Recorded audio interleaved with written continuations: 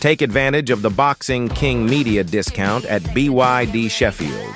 You can get this amazing car for £269 per month with a £269 deposit. Details in the description. I'm going to text you those dates. Don't forget that. Okay. All right. Oh, yeah.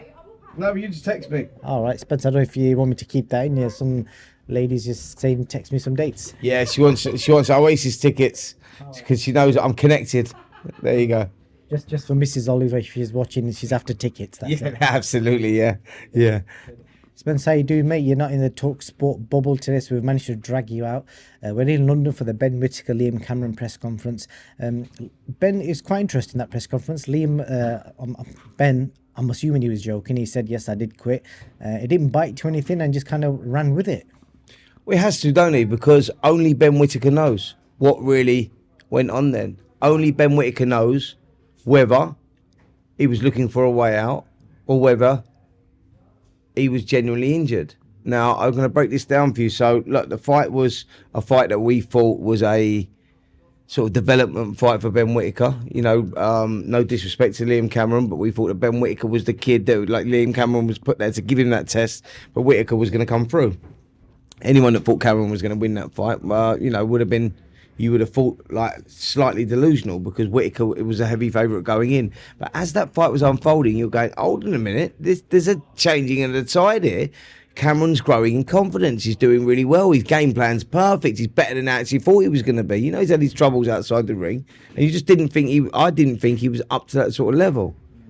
And he was delivering. And at that point of the controversial ending, you looked at it and go, the fight has sort of turned on his head and it's gone heavily in Cameron's way. They both went over the ropes. It was a bad fall. And, you know, we're all going to have an opinion, and public's perception is going to be out there and saying, oh, Ben Whitaker, he didn't fancy the fight. But it was a bad fall. I was sitting right there. They both hit the floor really, really heavily. I thought they were both going to be seriously injured. You know, credit to Cameron. He got up. He wanted to continue. And Ben Whitaker said he couldn't continue. Only Ben Whitaker knows that. You know, we can't judge that because it was a bad fall. I was right there, and we can't judge it. Now, here's what it is going into this rematch. You know, rematches when you have controversial endings like George Groves, Cole Froch, and, you know, that first fight they had in Manchester. Look what it created for the second one, that big stadium fight. Well, this has got even more interest now. And all of a sudden, Liam Cameron's the guy going, he's getting the jobs on Queensbury Boxing. He signed a deal with Frank Warren. Like, he's going, wow, I can now change my life. Or, like, my life has now changed around, you know, from where he come from, and, you know, the dark times that he had outside of the ring, the personal problems that he had outside of the ring after, you know, getting that 5-year ban. You go, how he's turned his life around, and now he's had a taste of that. He's going, this has elevated him to another level, and he believes that he can go in there, and he believes that, you know, Ben Whitaker did swallow it. So for him, it's taken to another level. He's going to be a different fighter for all those reasons going into this one. He's going to want to continue and build on this. For Ben Whitaker, if he was injured when he landed and he couldn't continue, then he's just got to go in there and right the wrongs and show, you know, use that skill set. Maybe he was having a bad night and go in there and he'll adapt if he's the fighter that we think he is, and he'll do that. If he wasn't injured and he did want a way out, then he's got to overcome all those demons. And that's why it's a fascinating fight, because, you know, only Ben Whitaker knows. Early prediction, not rather going too much into detail, but does he, because there's another element to this as well. I'm assuming he's changing trainers, because I asked him about it earlier. He didn't reveal. He didn't say. He just goes, just watch his space. And apparently I was going to be in his corner and Ben Shalom was going to carry the spit bucket. So he was just joking. But what do you think? Yeah, no, I'm hearing Andy Lee is in his corner. That's what I'm being told. He's doing something with Andy Lee. Andy Lee's a great fighter, a great fighter. He's got a great gym there. He's a great technician, student in the sport, and he may be able to do a few things with Ben Whitaker. And again, the worry is that this fight's coming around soon, April the 20th. He's not far away, and having a new trainer and adapting to that style, trying new things, can sometimes not be a good thing that close to a fight. So again, it's another part of the jigsaw that we have to take into our minds, you know, going into this one. Yeah, it's a fascinating fight for all those reasons.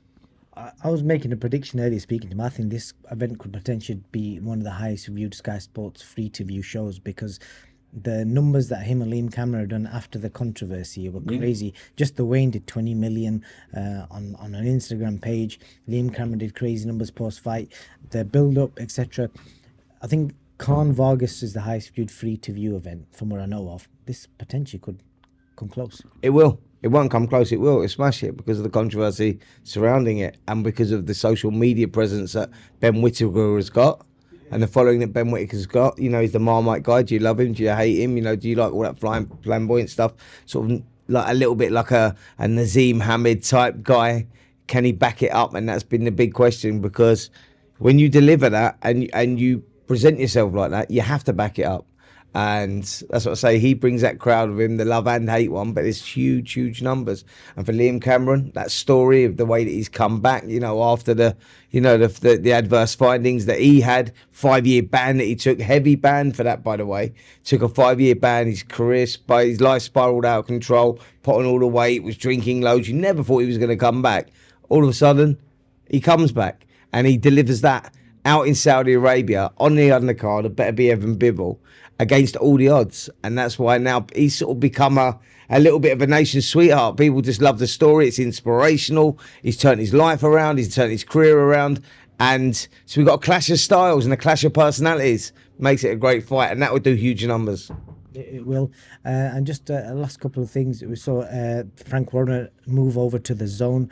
What do you think of the whole strategic mix now with Frank and his British stable, especially? You know, Eddie's got some incredible American fighters, but obviously Frank UK stronghold is obviously putting it on display. Dillian White, Joyce, apparently signed up Josh Taylor as well. Yeah. What do you kind of make of it? And do you think this is deliberate from Eddie, or what do you think is going on in the background? It's great, mate. Josh Taylor, Echo Esserman is the fight that's been made there as well. Good. Josh Taylor moving up in weight, moving up to welterweight. Going to be a great fight, that one. See what he's at. And like, yeah, I love Frank Warren. Like, he's the godfather of boxing, isn't he? Like, the way he's reinvented himself. People have written him off, said that he's finished. He's come back. And now him and his son George, you know, and the whole team, Francis, and, you know, managing Moses Atuma, owning all the big top heavyweights in the world right now, bar Anthony Joshua. You go look at his roster of heavyweights. You got to respect it, man. You know that he really is the godfather of British boxing. Old school, love that. You know, don't take no shit. Says it as it is. Goes on there if he's got a problem, he'll just deliver it. Brilliant, love it. What do you make of that card? The fights, obviously you will have seen some controversy towards Joe, people saying that he shouldn't fight, but you know, I've interviewed him loads of times, and I'll be honest, he always seems the same to me. So yeah. That was his explanation as well. I've always been like this, but there's a lot of people saying he's you know, there's some effects there from the fights. No, not at all. It's Joe Joyce, just not very good in front of the camera. You know, doesn't speak particularly well. Beautiful guy. You know, you gravitate towards him because he's such a lovely, big, soft teddy bear, but he's a beautiful guy. But the guy can fight, he can deliver. You know, like, all right, he was beat by Derek Chisora last time out, and the fights with Zhang Zhang. Before the two fights with Zhang Zhang, we're talking about Joe Joyce beating the guy. You know, after that Joe Parker victory back in, when was it, September 2022?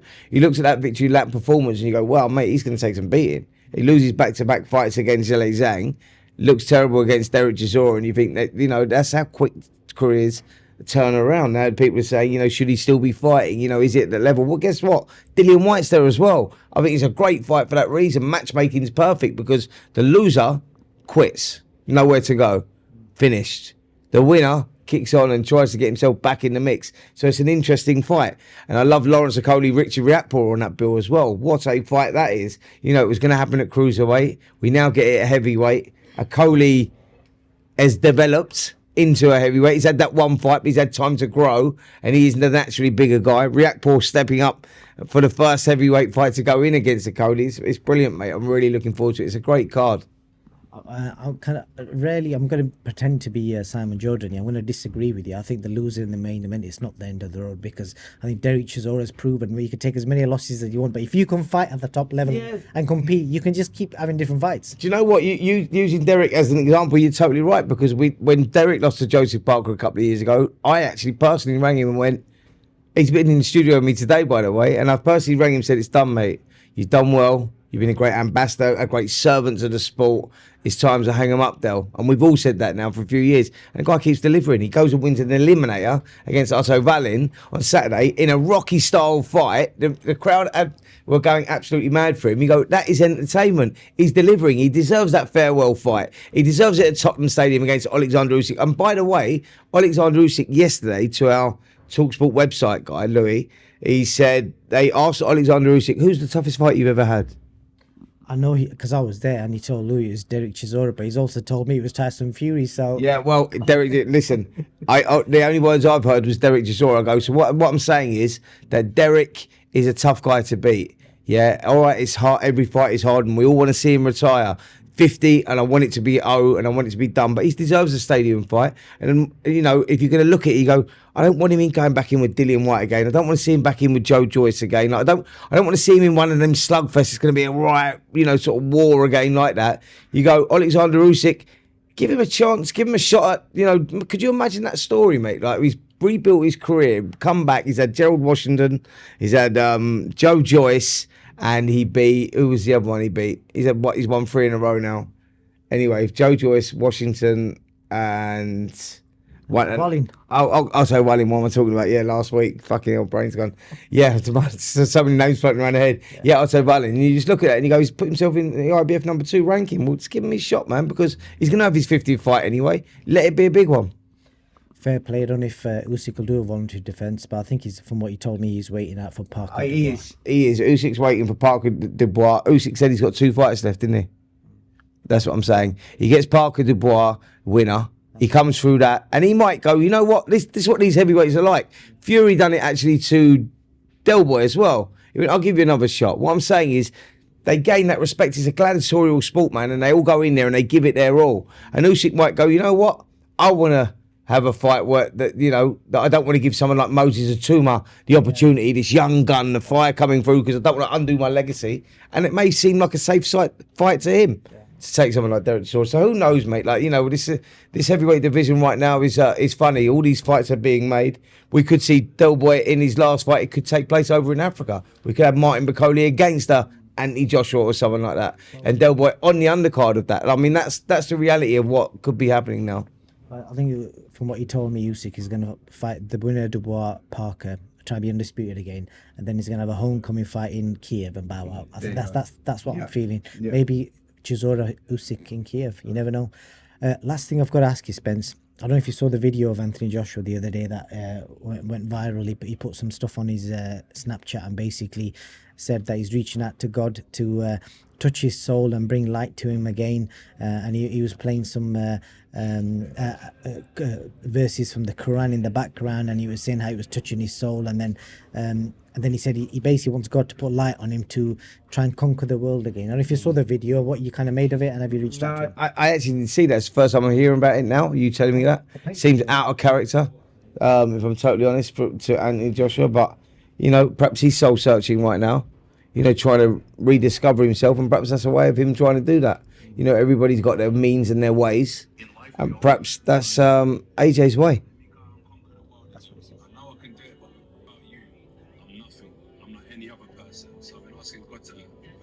On my chest, put his hands on my soul, and let my star shine bright again. Yeah, I've been praying that God feeds me with the things that are going to enhance me. You know, take me to that higher level, that higher frequency. Remove that veil from in front of me so I can see clearly again. Do you know what I mean? It's important. And even today, I'm in the car now, and you know, I was trying to connect my Bluetooth at the time. I wanted to pump that hip hop because naturally it's going to get my energy going from training, and it wouldn't connect. And then these brothers here in the background is this singing, it's reciting poems or reciting scripture. I'm not too sure what they're saying, but this song was just hitting my soul, and I was like, yeah. As I said, no matter what it is, you need to remove the veil from in front of you, no judgment, and feel it from inside. What's it doing to me inside? And this song was hitting me. So I'm here in the Middle East, feeding off that energy. Let's go. Today's gonna be a good day. Inshallah. There you go. What do you make of that? He's soul searching, mate, and people do it in different ways. And, you know, I sort of totally understand that. He's looking for, you know, he's looking to reinvent himself again. He wants to become 3-time world heavyweight champion. That is his ultimate goal. You know, he's getting knocked out by Daniel Depar. People saying that's him done now. He's finished at that level. He still feels that he's got something left. Use Derek Chisora as the example. Derek's still plodding along, still going there, still delivering at a certain level. AJ is doing the same now. He's trying to rediscover himself still. You know, and if that's the way that he does it, through religion, through God, then so be it. Don't judge him on it. Yeah, lovely words. On that note, we're going to leave it at that. Spencer, thank you for your time, mate. And don't know when you'll be free from the shackles of TalkSport next time, but we'll try and grab you soon. Hopefully out in Saudi, eh?